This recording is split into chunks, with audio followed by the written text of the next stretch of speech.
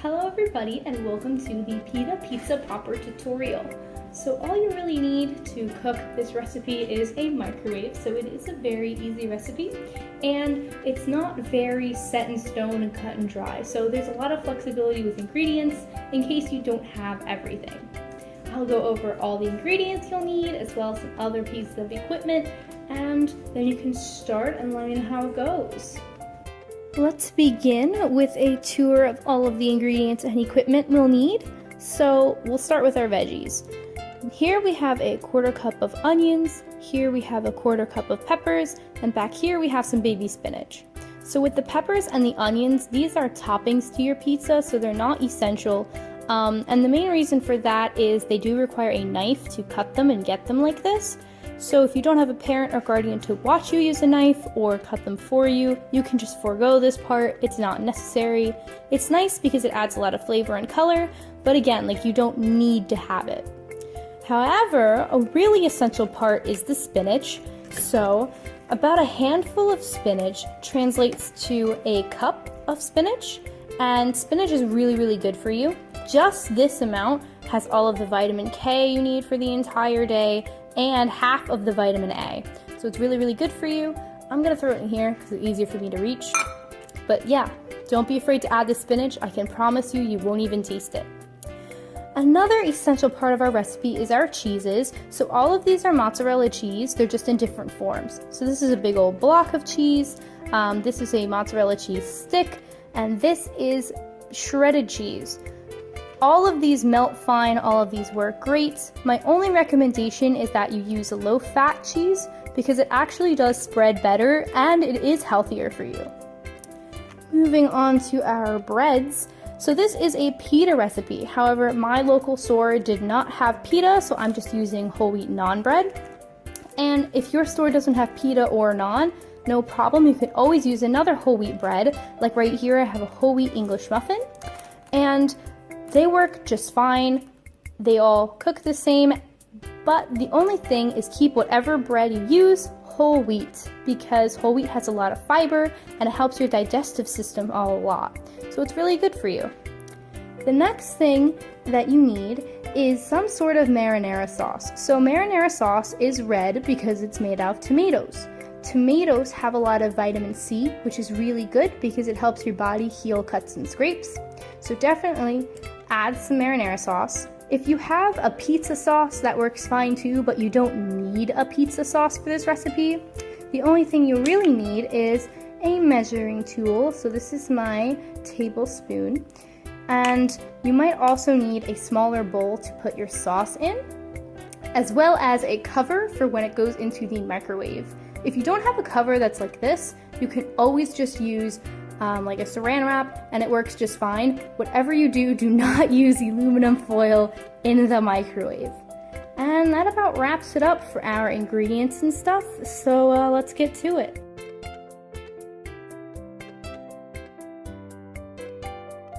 Step 1 to the microwave recipe is to toast your bread in the toaster. Either bread works. My pita bread are big enough that they kind of fit in here by themselves, but my English muffins, you have to cut them or rip them open and then they'll fit inside your toaster. You might need to do them separately like I did, but either way it should be fine. So what setting do you toast them on? I'm so glad you asked. My toaster doesn't really have a lot of settings, but I generally do the highest one, so for me that's number 7. Other toasters that just have the toast option are probably fine. So again, take it, and if you have my kind of toaster, number 7. If you don't, toast it with your toast setting and it will be fine. So when all of your breads come out of the toaster, they're going to be really hot. So it's a good idea to have all of your other equipment here. I have a plate and some tongs so you don't burn yourself when you're taking things out. So when you want to know if they're done, you really should be looking for this sort of coloration where they look very toasted, because then that means that they're not very flimsy. This is not very hot, but it's not really wiggling too much, and that's kind of what you want to go for with these. So again, use your tongs, check if it's good. If it's not, you can always toast it for a little bit longer, but generally the toastier the better, because all of the sauce and stuff adds a lot of moisture and will make it super soggy. So you need to start out with something super, super dry like these toasts. When you're good with that, you can just bring them back on over.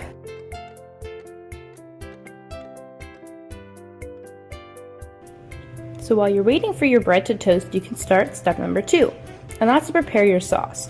So it might sound kind of dumb to heat up your sauce before you heat the pizza, but the main point of this is to prevent your bread from getting soggy, because things that are soggy just don't taste as good.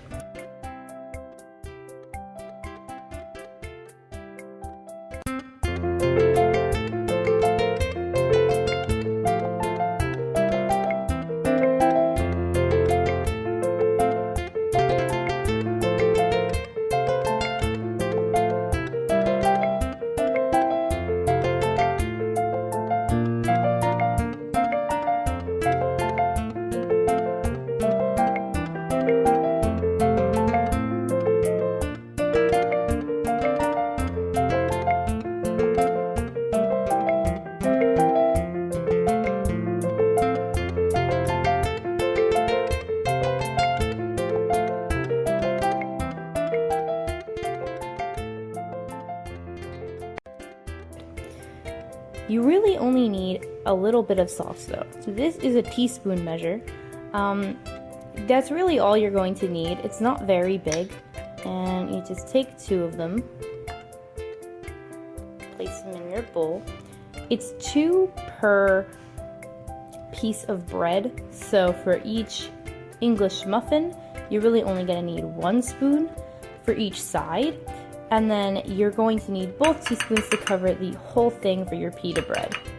So once you have your sauce, you can just plop that into your microwave. Generally, you should cover it with a cover. If you don't have a cover like this, saran wrap works just fine. And you can microwave that for about 10 seconds.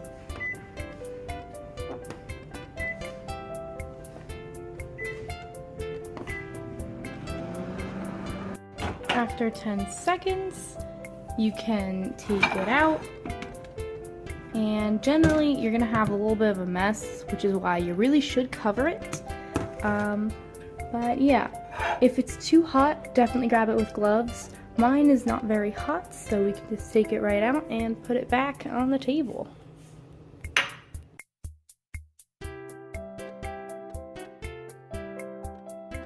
So next you're gonna add your sauce to your toasted bread. I already did one here, but I didn't show the pita because that's a little straightforward. But with these, you just wanna take about half of the sauce for each half of the English muffin and then spread it around. They're a little porous, so it's a little annoying, but you really still don't need that much to cover the entire surface.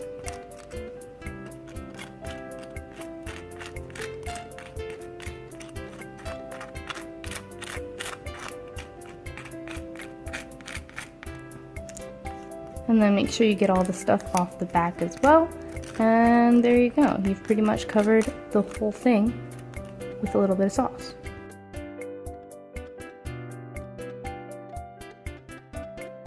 So next we're gonna add our spinach. This spinach says on the box that it has been triple washed, so you don't need to wash it. But if your spinach does not say that it has been washed, please wash it. You don't wanna end up sick.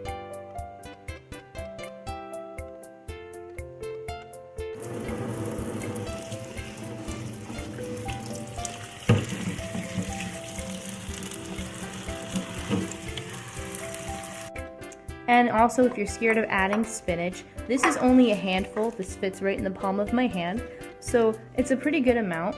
And if you're afraid that it's gonna taste bad because it's leafy and green, don't worry, I have 100% proof that it's gonna taste just fine. Okay, Michael, this is a healthy pizza. It's got spinach on it. What is your view of vegetables? If it's green, it's poisonous. So you don't like vegetables? Not at all. All right, well, can you eat this and let me know if you could taste any vegetables on it?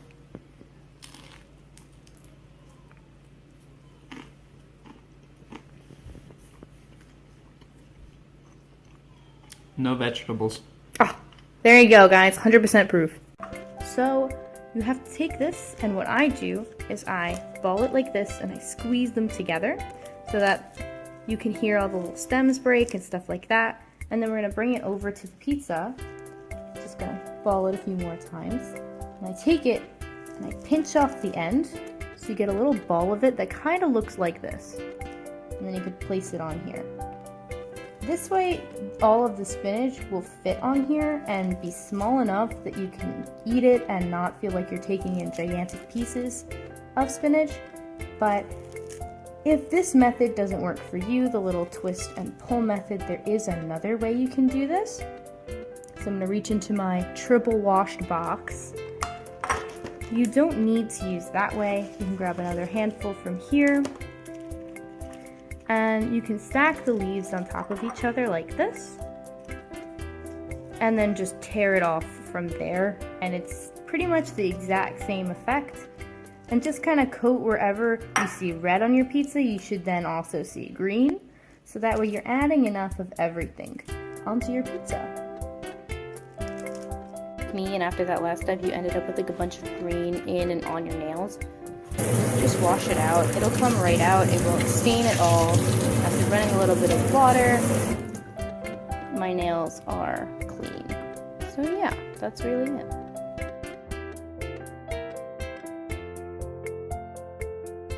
Here are the 3 cheeses that you can use before. All of these are mozzarella cheese. So half of a regular mozzarella cheese stick is enough for either one whole pita or both of these English muffins.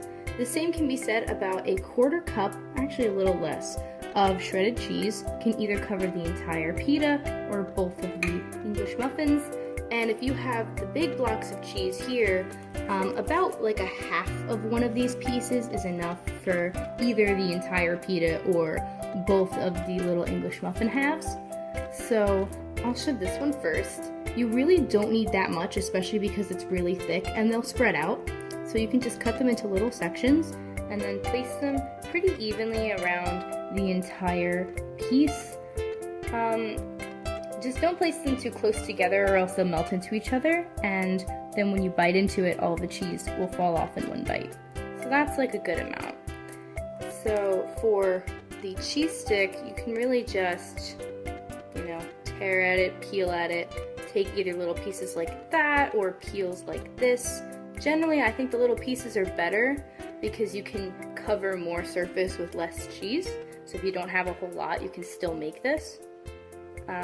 But yeah, you really only need a half of these just for one. The same can be said with the shredded cheese. You really only need half of what's in here for one of the mozzarella. One of the English muffin halves. So, like half covers it pretty well.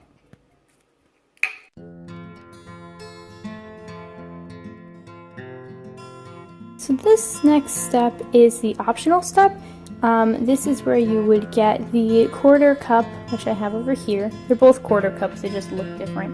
Where you get the 1/4 cup of both peppers and onions to add as a topping onto your pizza. This step is optional because if it's knife use, if your parents or guardian are not alright with using a knife, then you can just skip on over this step because it's not really necessary. Step 1 of this little mini section, the first thing you should do is definitely wash off your vegetables. The peppers need the washing, not the onions. The onions you just have to peel.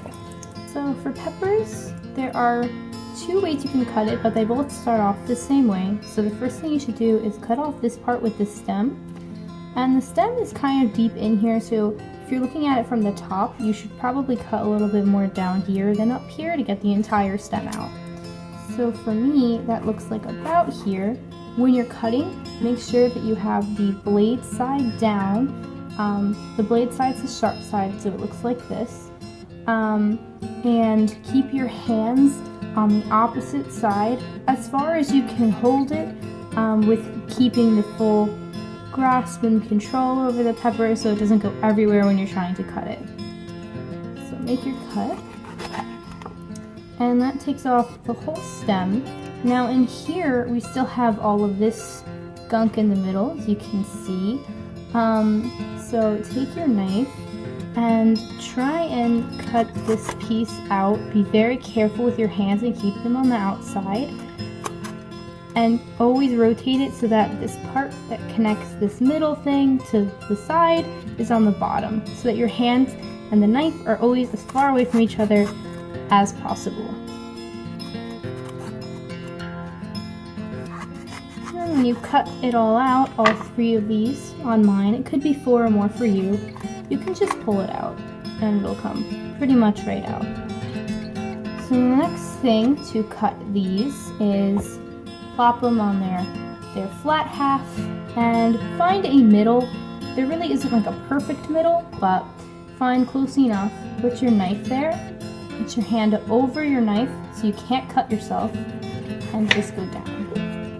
So then you end up with your 2 halves of your pepper. So you're really only going to need like a half of one of these halves. So I'm going to put the other one over here. And this one you also want to cut in half. So put your knife where you think the middle is, your hands on the outside, and go down. So pick your favorite half. I like this one, so I'm going to go with this one. And to make your next cut, this is where you need some parent supervision, but you're going to take the knife and put it at the bottom, because we're going to make some weird cuts where you're kind of like going in and around like this. So to not cut your hands, keep them as far away from where you're cutting as possible. So if your hands are here, the knife, the blade of the knife should be pointing not towards your hands. And then kind of just go in here and make these cuts. And then you end up with these. These are perfectly fine to add into your pizza. You don't have to cut them anymore. The only thing is, if you have like this piece here, which is kind of from the middle still, you should just kind of rip that out, because that part doesn't taste very good. I'm gonna do that with all of mine. Anywhere I see a piece that isn't really pepper, just gonna take that like not the same colored piece, the outside part, out. So if your parents are going to let you cut more, then there is a way to dice these and make them a little bit smaller so they fit a little bit better, especially if you decide to go the English muffin route. So I lined all of them up so that they're all in a straight line. And I'm going to put my hand over this part, so just like this.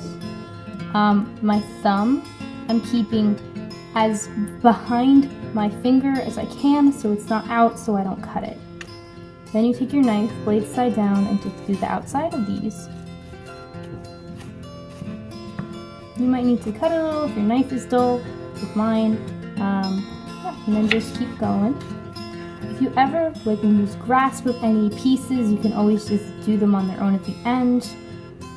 But yeah, definitely keep your hand as far away from the knife as you can. If these steps are too difficult for you, and you feel you're going to cut yourself, you can always skip this part and it's really not that big of a deal.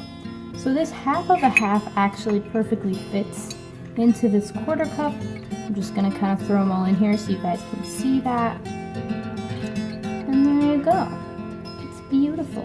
Our onion, and the onion is the harder of the 2 vegetables, so if you want to ask for parental help, this would be the one to do it with. Especially even more so than the last one, because onions have a chemical in them that makes you cry, so that's not very fun. The first thing you should do with an onion is peel it. I peeled a little bit of mine already, but it still has some skin on it that I can just take off. They'll peel right off in layers. And you'll know that you have all the layers off when the whole onion is sort of this light color, because the outside color is generally darker like this. And you could just peel that right with your hands. You don't really need any special equipment for that. So step 1 of cutting these, besides cutting off this little piece here, is to cut it in half. So I'm not going to cut this piece yet because I don't like to do it when it's still round and can move. So put your onion on its side. It doesn't really matter which side because it's a circle right now. Put your knife and then put your hand over it so you can't cut yourself. And then just look weight of the knife kind of do a lot of the cutting. I personally have very weak hands, so I always grab the not sharp part of the knife, put my hand here and add a little more force, and then it goes all the way through. So you really don't need that much onion either. So I'm going to put this and all its other pieces over here so we can focus on just this half. So now that it's flat, I'm going to cut off that little tail piece that still had some ickiness on it. I don't know if you could see that. So then,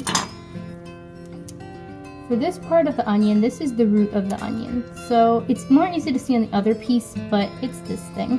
So don't cut that off because it makes the whole onion kind of stick together and it makes it easier to dice. So you don't have to dice it. If you don't want to dice it, all you really need to do is cut straight like that. So knife, blade down, hands as far away from the knife as possible, and straight down like that. And you'll get these pieces, and these pieces will kind of come apart like this.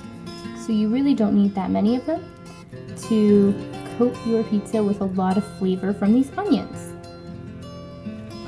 If you want to dice it, I heavily suggest getting parental permission first, but what you would do is you have to cut it, but not all the way down to the root. So as close to the root as you can get without actually like getting it. As your knife comes closer to your hand where you're holding it, just switch sides. So that way you don't cut yourself. So once you've cut them all so they're like this, and then you can even see better from up here, they're like that. The next step is to cut them this way. So to not cut yourself, keep your hands as high on the onion as possible and cut as low as possible. The onion kind of falls apart, so if it's easier for you to claw it like this, so that way when it tries to come apart you can hold it, that's fine. And then, yeah, so you cut through, and then when you kind of have it like both like this and like this, then kind of hold it together and cut this way. So keep your hands as far away from the onions as possible and cut them like this. You don't have to go all the way to the end of the onion, so you don't really need to worry about all this, like cutting every single last piece, because just a little bit that I cut actually does make a quarter cup. So you really don't need that much of a whole onion.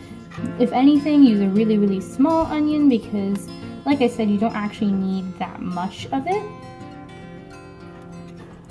And here you go. It fits pretty much the whole thing. So yeah, you would add these on top of your pizza right after you cut them and right after you add the cheese on them, and they're a good little other vegetable to add some flavor, but 100% not necessary.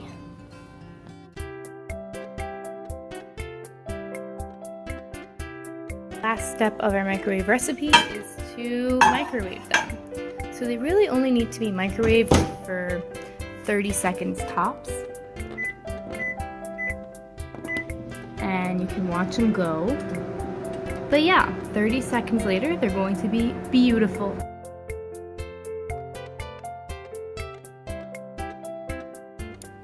And here are results when you take them out of the microwave. So they all look pretty good.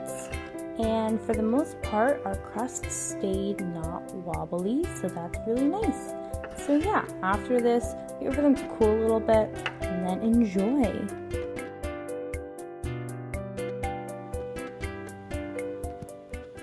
Hi, pretty girl. I just made a pizza and I just taught a bunch of people how to make this pizza. What do you think, huh, Mag? Look, you can smell it. Right? Smells good. Oh, wait.